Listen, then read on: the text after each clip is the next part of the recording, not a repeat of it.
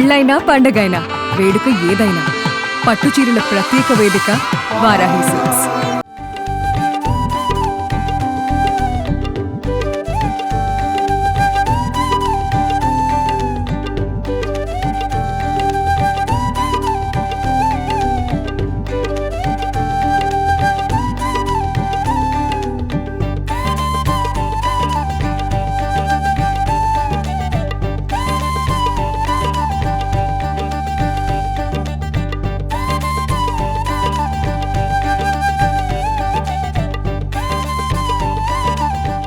Darling సినిమాలో ఒక dialogue ఉంటుంది, బలం అనేది ప్రదర్శించేది కాదు, సందర్భాన్ని బట్టి అదే బయటపడుతుంది అనేది. సో ఇప్పుడు ఈ డైలాగ్ని ఎందుకు చెప్పాను అంటే, మీకు ఒక వార్త చూపించబోతున్నాను. ఇప్పుడు ఖరీఫ్ సీజన్ స్టార్ట్ అయిపోయింది. జూన్లో అందరూ కూడా వరి నాట్లు వేసుకుని కృష్ణా డెల్టా రైతాంగం మొత్తం కూడా ఎదురు చూస్తూ ఉన్నారు వర్షాల కోసం. అతి తక్కువ వర్షపాతం ఈ ఏడాది నమోదైంది. ఎల్నినో ప్రభావంతో అసలు వర్షమే పట్టలేదు. ఇప్పుడు ప్రజెంట్ చాలా చిన్న చినుకులు పడుతున్నాయి. అది కూడా ఈ 2 నెలల్లో ఇది ఒకటోసారో రెండోసారో. పూర్తిగా కృష్ణా డెల్టా మొత్తం కూడా వరి మీద ఆధారపడి ఉంటుంది కాబట్టి ఆ వరికి సాగుకి దాదాపుగా ఎంత కాదన్నా కూడా ఒక 60-70 టీఎంసీల వాటర్ కావాల్సి ఉంటుంది. కానీ ఇప్పుడు ఒక పక్క కాలువలు ఎండిపోయి ఉన్నాయి, మరో పక్క నదుల్లో డెడ్ స్టోరేజ్ వెళ్ళిపోయింది. ఇప్పుడు ఏం చేయాలి అంటే, మొదట చెప్పాను కదా, డైలాగ్ అనేది బలం అనేది ప్రదర్శించేది కాదు సమయం వచ్చినప్పుడు అనేది. ఇప్పుడు ఆ బలాన్ని ప్రదర్శించే సమయం కాదు, సందర్భం వచ్చింది. ఆ బలం ఇప్పుడు రైతాంగాన్ని ఆదుకునే బలం. ఇప్పుడు రైతాంగాన్ని మొత్తాన్ని ఖరీఫ్ సీజన్ మొత్తాన్ని కూడా కాపాడే పరిస్థితికి వచ్చింది. ఆ బలం ఏంటి అనేది ఒక్కసారి విజువల్స్లో చూడండి. మనం విజువల్స్లో చూస్తోంది గోదావరి జలాలు, పట్టిసీమ నుండి వస్తున్న గోదావరి జలాలు, కృష్ణానదిలోకి వెళ్ళబోతున్న గోదావరి జలాలు ఇవే. పూర్తిగా కృష్ణా డెల్టా మొత్తం కూడా రైతాంగం మొత్తం కూడా ఆధారపడింది కృష్ణానది వాటర్ మీద. అలాగే ఏదైతే ఈ జూన్ జూలై మాసాల్లో పడే భారీ వర్షాలు కానీ వరదల మీదే ఎక్కువ ఆధారపడుతుంటాయి. కానీ ఎల్నినో ప్రభావంతో పూర్తిగా డెడ్ స్టోరేజ్కి వెళ్ళిపోయిన కృష్ణానదికి ఇప్పుడు నీళ్లు తరలించాలి అంటే ఏకైక మార్గం పట్టిసీమ నీరు. సో ఇప్పుడు మనం చూస్తుంది, ఇప్పుడు పట్టిసీమ నుంచి వస్తున్న గోదావరి నీళ్లు మాత్రమే. గోదావరి నుంచి పట్టిసీమ కట్టిన కొత్తలో చాలామంది చాలా రకాల కామెంట్స్ చేశారు ఏం ఉపయోగపడుతుంది అనేది. సో ఇప్పుడు ఉపయోగపడుతుంది. ఇన్నాళ్ళు బట్టి కూడా ప్రతి ఏడాది కూడా వర్షాలు పడడం, వరదలు రావడంతో దీని ప్రభావం కానీ లేదా దీని ఉపయోగం కానీ చాలామందికి తెలియలేదు. బట్ ఇప్పుడు అలా కాదు, సమయం వచ్చినప్పుడు బయటపడింది ఈ పట్టిసీమ యొక్క ఉపయోగం. ఎందుకంటే కేవలం ఇక్కడ మనం చూస్తుంది ఈ 7,000 క్యూసెక్ల నీరో 10,000 క్యూసెక్ల నీరో కృష్ణానదిలో కలిసే నీళ్లు కాదివి. ఇప్పుడు వరి నాట్లు వేసుకొని ఖరీఫ్ సీజన్ మొత్తం కూడా వర్షాల కోసం ఎదురు చూస్తున్న ఈ రైతాంగం మొత్తానికి గొంతు తడపడానికి, అంటే రైతుల గొంతు కాదు, పంటల గొంతు తడపడానికి, మొక్కలు ఎండిపోకుండా కాపాడుకోవడానికి ఉపయోగపడుతున్న నీరు ప్రస్తుతం వెళ్తోంది. బేసిక్గా ఈ నీరు సరిపోకపోవచ్చు, కానీ పంటల్ని ఎండిపోకుండా కాపాడడానికైతే ఖచ్చితంగా ఈ నీరు సరిపోతుంది. దాదాపుగా 175 కిలోమీటర్ల మేర ఇది ప్రవహిస్తూ కృష్ణానదిలో కలుసు కృష్ణానది దగ్గర నుంచి కృష్ణా డెల్టా రైతాంగం, ఇటు తూర్పు కృష్ణా కావచ్చు, పశ్చిమ కృష్ణా కావచ్చు, మొత్తం అందరు రైతాంగాన్ని కూడా ఇప్పుడు కాపాడుతున్న ఈ పట్టిసీమ ప్రాజెక్టు చాలా అద్భుతంగా ఉంటుంది. ఎలా ఈ నీరు ఇక్కడ పట్టిసీమ నుంచి, అంటే పోలవరం నుంచి గోదావరి నీళ్ళు పట్టిసీమకు వచ్చి, పట్టిసీమ నుంచి కృష్ణానదిలోకి వెళ్ళి రైతులకు ఎలా అందుతుంది అనేది ఈ స్టోరీలో చెప్తాను. నిజంగా పట్టిసీమ గొప్పతనం ఏంటో స్టోరీ మొత్తం చూసాక మీకు అర్థమవుతుంది.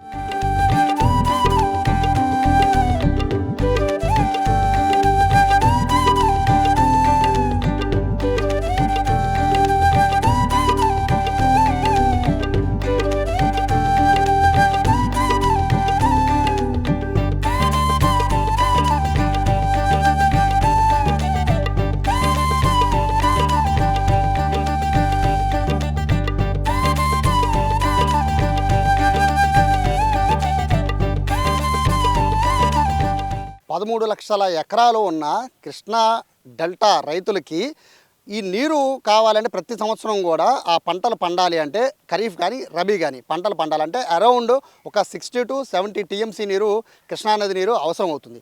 కానీ ప్రతి ఏడాది కూడా వర్షాలు పడుతున్నాయి, వరదలు వస్తున్నాయి కాబట్టి ఆ నీరుని మేనేజ్ చేయగలుగుతున్నారు. కానీ ఈ ఏడాది ఎల్నినో ప్రభావంతో పూర్తిగా వర్షాలు అనేవి పూర్తిగా ఆగిపోయాయి. కృష్ణానదిలో కూడా డెడ్ స్టోరేజ్కి వాటర్ చేరుకుంది. పులిచింతల నుంచి కూడా నీళ్లు దిగువకి విడుదల కావట్లేదు. ఇప్పుడు ఉపయోగపడింది గోదావరి జలాలు పట్టిసీమ ద్వారా ఆ నీళ్లు కిందకి రావడం అనేది. సో అద్భుతమైన దృశ్యాన్ని ప్రస్తుతం ఇప్పుడు నేను మీకు చూపించబోతున్నాను. ప్రతి ఏడాది కూడా గోదావరి నీళ్ళు అన్నింటినీ కూడా, పోలవరం ప్రాజెక్టులో ఉన్న నీళ్ళన్నింటినీ కూడా పట్టిసీమ ప్రాజెక్టు ద్వారా ఇక్కడ కిందకి విడుదల చేయడం అనేది చూస్తూ ఉంటాం. కానీ ప్రతి ఏడాది అంత ఎఫెక్టివ్గా కనిపించదు. రీజన్ ఏంటంటే కృష్ణానది అప్పటికే కళకళలాడిపోతూ ఉంటుంది వరదలతో. కానీ ఇప్పుడు డెడ్ స్టోరేజ్కి కృష్ణానది చేరడంతో పట్టసీమ నీళ్లు అంటే గోదావరి జలాలు ఎంత ఉపయోగపడుతున్నాయి అనేది ఒక్కసారి మనం ఇక్కడ చూస్తున్నాం. మనకు కనబడుతుందంతా కూడా అంటే ఇప్పుడు మీకు చూపిస్తుందంతా కూడా గోదావరి నీళ్లు, గోదావరి సంబంధించింది, కృష్ణానది కాదు. గోదావరి జలాలు 175 కిలోమీటర్లు పోలవరం ప్రాజెక్టు దగ్గర నుంచి ఒక 4 కిలోమీటర్ల ముందుకు వస్తే పట్టిసీమ ప్రాజెక్టు ఉంటుంది. పట్టిసీమ పంపింగ్ స్టేషన్ ఉంటుంది. ఆ పంపింగ్ స్టేషన్ నుంచి జస్ట్ ఒక్క స్విచ్ నొక్కితే చాలు అక్కడి నుంచి కనీసం అంటే సీజన్ వైజ్గా చూసుకుంటే కనీసం ఒక 10 టీఎంసీ నుంచి 20 టీఎంసీల నీరు ప్రతి ఏడాది కూడా కృష్ణానదిలో కలుస్తూ ఉంటుంది. 175 కిలోమీటర్లు దిగువకి ఇదంతా కూడా పోలవరం కుడికాల ద్వారా పట్టిసీమ నీళ్ళు అనేవి వస్తున్నాయి. గ్రావిటీ ద్వారా అత్యంత అద్భుతంగా గ్రావిటీ ద్వారా 175 కిలోమీటర్ల దూరాన్ని ఈ వరద నీటినన్నింటినీ కూడా కృష్ణానదిలో కలిసే అద్భుతమైన దృశ్యం పవిత్ర సంగమం. ఇప్పుడు ఆ పవిత్ర సంగమం దగ్గరే నేనున్నాను. చూడొచ్చు గోదావరి నీళ్లు ఏ విధంగా కృష్ణానదిలోకి వెళ్తున్నాయో. ఇవన్నీ కూడా మనం పట్టిసీమ ద్వారా వచ్చిన గోదావరి జలాలు. మనకు అటు సైడ్ విజువల్ కనబడుతుందంతా కూడా కృష్ణానది, మొత్తం అంతా కృష్ణానదే. కృష్ణానదిలోకి ఈ మనం చూస్తున్న పట్టిసీమ నుంచి వస్తున్న ఈ గోదావరి నీళ్ళు అనేవి వెళ్తూ ఉన్నాయి. ఆ వరద నీళ్ళు అనేవి వెళ్తూ ఉన్నాయి. ప్రతి ఏడాది కూడా కృష్ణానదికి వరద వస్తుంది. కానీ ఈ ఏడాది వరద లేదు. పులిచింతల నుంచి వాటర్ కూడా పెద్దగా ఏమీ రావట్లేదు. జస్ట్ మనకి ఏదైతే ప్రకాశం బ్యారేజ్ దగ్గర స్టోరేజ్ ఉంటుందో వాటర్ స్టోరేజ్, ఆ స్టోరేజ్ కొంచెంగా 3000 క్యూసెక్లను 6000 క్యూసెక్లను కొంచెంగా వదులుతున్నారు. బట్ ఇప్పుడు ఏదైతే మనకి రీసెంట్గా నారా చంద్రబాబు నాయుడు సీఎంగా రీసెంట్గా ఇక్కడికి వచ్చి ఈ ప్రారంభించారో పట్టిసీమ నీటిని కిందకి విడుదల చేశారో అప్పటి నుంచి కూడా దాదాపుగా ఒక 20 క్యూసెక్ల నీరు 20,000 కానీ 30,000 క్యూసెక్ల నీరు కిందకి వస్తూనే ఉంది. దీని ద్వారా ఇప్పుడు కింద ఉన్న రైతాంగం మొత్తానికి కూడా డెల్టా రైతాంగం కానీ ఇటు కేవలం కృష్ణా జిల్లా రైతాంగమే కాదు, గుంటూరు రైతాంగం అంటే ఏంటంటే మనకి 2 డెల్టాకి సంబంధించి 2 ఉంటాయి. ఒకటి తూర్పు కాలువ, 2 పశ్చిమ కాలువ. సో ఇక్కడ ఏంటంటే తూర్పు కాలువ కృష్ణా జిల్లా వైపు ఉంటుంది, పశ్చిమ కాలువ గుంటూరు వైపు ఉంటుంది.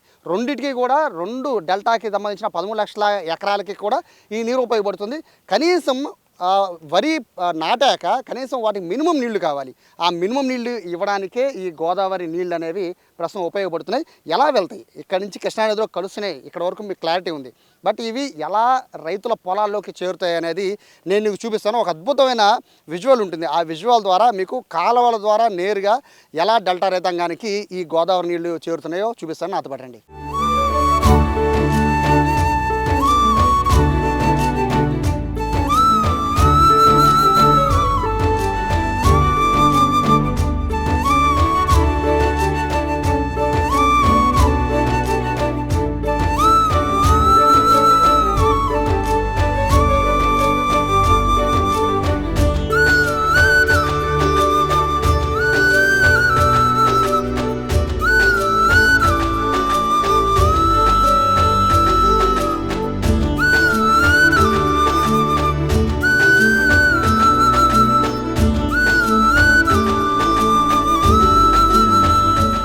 గోదావరి నీళ్ళు పట్టిసీమ ద్వారా మనకి పవిత్ర సంగమం దగ్గర చూసాం కదా ఎట్లా కలుస్తున్నాయి అనేది. కలిసిన తర్వాత నేరుగా ప్రకాశం బ్యారేజ్ దగ్గరికి ఆ నీళ్ళన్నీ చేరుకుంటాయి. కృష్ణానది దగ్గర అంటే కృష్ణా నీళ్ళైనా గోదావరి నీళ్ళైనా కూడా ఫైనల్గా ప్రకాశం బ్యారేజ్ దగ్గరికి నీళ్లు చేరుకోవాల్సిందే. కాబట్టి ఇక్కడి నుంచి నీటిని డివైడ్ చేస్తూ ఉంటారు.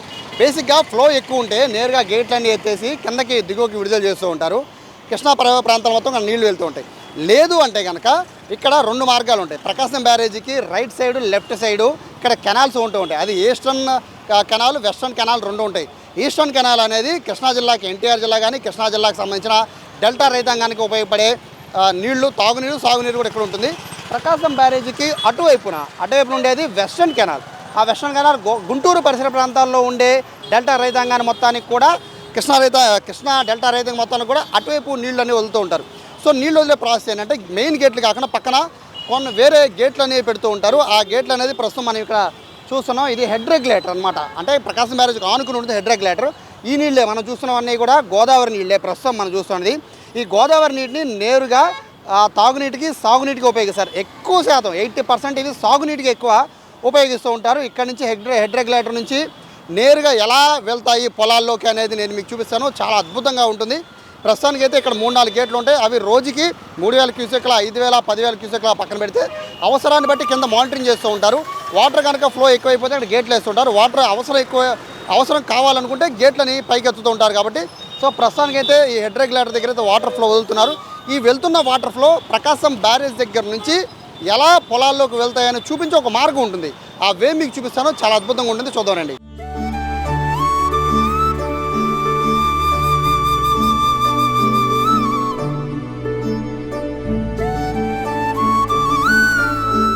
మనం ప్రకాశం బ్యారేజ్ దగ్గర చూసాం కదా రెగ్యులేటర్. సో అంటే లెఫ్ట్కి, అంటే ఏదైతే మనకి ఈస్ట్ కెనాల్ ఉంది కదా, ఈస్ట్ కెనాల్లో వాటర్ అంతా కూడా పంట పొలాలకు ఎలా వెళ్తుంది చెప్పడానికి బెస్ట్ ఎగ్జాంపుల్ విజయవాడలో అద్భుతమైన స్ట్రక్చర్ ఉంది. ఎక్కడా కూడా దాదాపు నాకు తెలిసినంత వరకు ఏ సిటీలో కూడా సిటీ మధ్యలో నుంచి 3 కాలువలు వెళ్ళవు. విజయవాడలో మాత్రం 3 కాలువలు వెళ్తుంటాయి. అది కూడా అద్భుతంగా సాగునీరు అందించే కాలువలు 3 కూడా.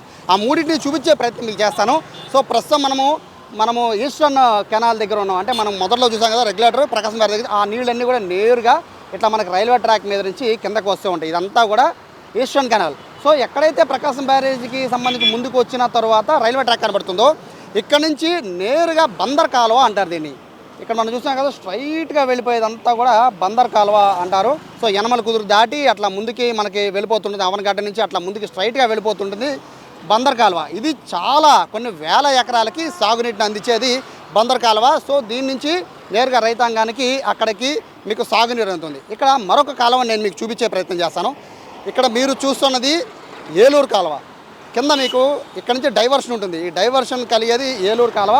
ఈ డైవర్షన్ వచ్చాక కాలువ ఎలా ఏర్పడుతుంది అనేది ఒకసారి మీకు విజువల్లో చూపించే ప్రయత్నం అయితే ఒకసారి చేస్తాను. ఒకసారి రోడ్డు దాటాక మీకు ఆ కాలువని ఎట్లా ఉందనేది మీకు ఒకసారి చూపించే ప్రయత్నం అయితే ఒకసారి చేస్తాను. సో డైవర్ట్ అయ్యాక ఇదిగోండి కింద మనం చూస్తున్నాం కదా, ఇదంతా కూడా ఈ విధంగా మనకి చూస్తున్న ఏలూరు కాలువ ఈ విధంగా వెళ్తూ ఉంటుంది.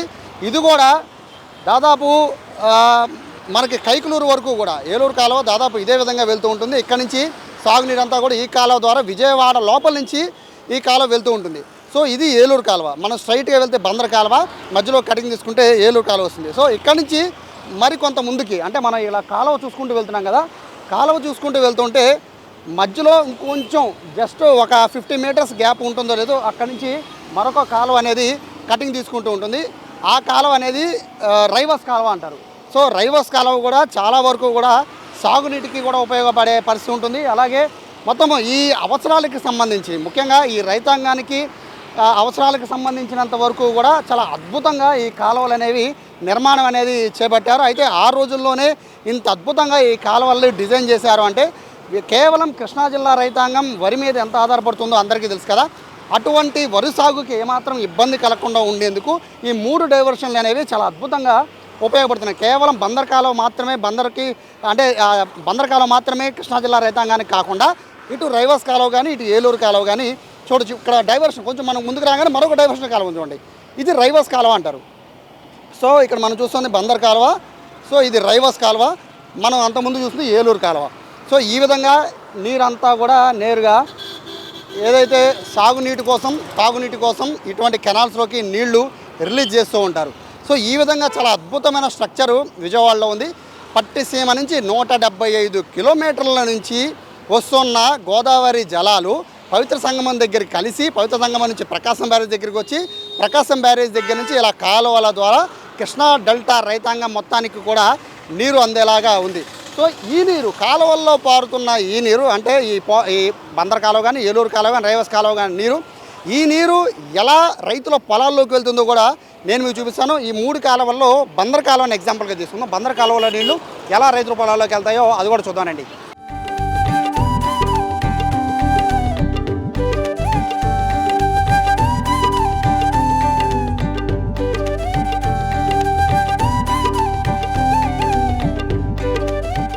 ఈ బందర్ కాలువ నుంచి పొలాల్లోకి నీళ్ళు ఎలా వెళ్తాయని చెప్పడానికి ఎగ్జాంపుల్గా ప్రస్తుతం నేను పెనమలూరు నియోజకవర్గంలో ఉన్నాను. సో మన పక్కన వెళ్తుంది బందర్ కాలువ. మనం అనుకున్నాం కదా బందర్ కాలువ కానీ ఏలూరు కాలువ కానీ రైవస్ కాలువ కానీ విజయవాడలో మొత్తం 3 కెనాల్స్ కూడా మొత్తం ఇలాగే సిటీ మధ్యలో నుంచి వస్తూ ఇట్లా ఓళ్ళ మధ్యలోనికి వస్తుంటే ఈ వాటర్ని వీళ్ళు ఏం చేస్తూ ఉంటారంటే మధ్యలో గేట్స్ ఉంటూ ఉంటాయి. అంటే కాలువకి దీనికి మధ్యలో పొలాల మధ్యలో గేట్స్ ఉంటాయి. ఆ గేట్స్ ఓపెన్ చేశాక చిన్న కాలువలాగా వీళ్ళు ఒక చిన్న ఇది కట్టుకుంటారు, బోధి కాలువ అంటారు కదా, ఆ బోధి కాలువ సహాయంతో ఇట్లా పొలాలకి నీళ్ళు అనేవి వాళ్ళు పంపించుకునే మార్గాన్ని ఇక్కడ ఉన్న ఒకరు ఉన్న రైతులు చేస్తూ ఉంటారు. చూడొచ్చు మొత్తం మీద మనం చూస్తున్నవి వరి నాట్లకి సంబంధించి ఏ విధంగా అయితే పొలాలకి నీళ్లు అందుతున్నాయో చూస్తున్నాం కదా. ఎక్కడ పోలవరం ప్రాజెక్ట్ ఉంది, ఎక్కడ పట్టిసీమ ప్రాజెక్ట్ ఉంది, ఎక్కడ మనం చూస్తున్న ఏదైతే పవిత్ర సంగమం ఉంది, ఎక్కడ ప్రకాశం బ్యారేజ్ ఉంది, ఎక్కడ పెనమలూరు, ఎక్కడ పొలాలకి నీళ్ళు వచ్చాయి. అసలు ఏమాత్రం కూడా అంటే ఊహించడానికి కూడా అసలు ఇట్లా సాధ్యమా అనే విధంగా ఇంత అద్భుతంగా పోలవరం ప్రాజెక్టు దగ్గర నుంచి గోదావరి నీళ్ళని పట్టిసీమ లిఫ్ట్ ద్వారా తీసుకొచ్చి అక్కడి నుంచి మనకి ఈ మొత్తం 175 కిలోమీటర్లు దాదాపుగా గ్రావిటీ ద్వారా 175 కిలోమీటర్లు ట్రావెల్ చేసిన గోదావరి నీళ్ళు పవిత్ర సంగమం దగ్గర కలవడం, అక్కడి నుంచి కృష్ణా దగ్గర రావడం, అక్కడి నుంచి ఈస్ట్ కెనాల్లో కలవడం, ఈస్ట్ కెనాల్ నుంచి బందర్ కెనాల్లోకి రావడం, బందర్ కెనాల్, రైవాస్ కెనాల్, అలాగే మనకి ఏలూరు కెనాల్, ఈ 3 కెనాల్లో నుంచి వచ్చిన నీళ్లు కృష్ణా డెల్టా, ముఖ్యంగా కృష్ణా జిల్లాలో ఉన్న కృష్ణా డెల్టా రైతాంగానికి సంబంధించిన పెనమలూరు, పామర్రు, అవనగడ్డ, గుడివాడ, ఇటు నుంచి మనము పెడన, మరోవైపు ఏలూరు, కైకలూరు, సో గన్నవరం, ఇలా అన్ని నియోజకవర్గాల్లో ఉన్న రైతులందరికీ కూడా ఆ నీళ్లు ఈ విధంగా ఉపయోగపడుతున్నాయి. నిజంగా చాలా చాలా మొదట్లో మనం చెప్పుకున్న డైలాగ్ ఒకటి ఉంది చూసారా, మనం మొదట్లో చెప్పుకున్నాం ఏదైతే డార్లింగ్ సినిమాలో డైలాగు, బలం అనేది ప్రదర్శించేది కాదు, అవసరాన్ని బట్టి దానంతా అదే బయటకు వస్తుంది అనేది. సో పట్టిసీమ ప్రాజెక్టుకి సంబంధించిన ఆ ప్రాజెక్టుకి సంబంధించి వరదలు వచ్చిన క్రమంలో దాని వాల్యూ మనకు తెలియదు. కానీ ఇప్పుడు ఏదైతే ఎల్నినో ప్రభావంతో కరువులో ఇబ్బంది పడుతున్నామో ఈ సమయంలో పట్టిసీమ నుంచి వస్తున్న కనీసం మినిమం ఎంత తక్కువ కాదన్నా ఒక 50,000 క్యూసెక్ల నీరు ఈ విధంగా పైరుకి గొంతు తడపడానికి ఉపయోగపడుతుంది. నిజంగా ఈ పట్టిసీమ ప్రాజెక్టు కానీ పోలవరం కుడి కాలువ కానీ ఎంతో ఉపయోగం. ఎక్కడో గోదావరి నీళ్లను ఎక్కడో కృష్ణానదిలో కలిసి ఈ విధంగా రైతులకు అందజేయడం అనేది నిజంగా చాలా అద్భుతమైన ప్రాజెక్టు కింద దీన్ని భావించాలి. ఇదే విధంగా మిగిలిన ప్రాజెక్టులు కూడా కంప్లీట్ చేస్తే కరువు ప్రాంతాల్లో కరువు సంభవిస్తున్న టైంలో ఇటువంటి పక్క నదుల నుంచి వచ్చిన నీరు ఈ విధంగా మిగతా రైతులకు ఉపయోగపడే అవకాశం అయితే ఉంది. ఇది ఓవరాల్గా పట్టిసీమ ఉపయోగం, అలాగే పోలవరం ప్రాజెక్టుకి సంబంధించిన గోదావరి నీళ్ళు వస్తున్న మార్గం, ఇవన్నీ కూడా ఈ ఓవరాల్గా ఈ స్టోరీలో మీకు చూపించే ప్రయత్నం చేశాం. కెమెరా పర్సన్ కృష్ణతో సాయి, సుమన్ టీవీ, విజయవాడ నుంచి.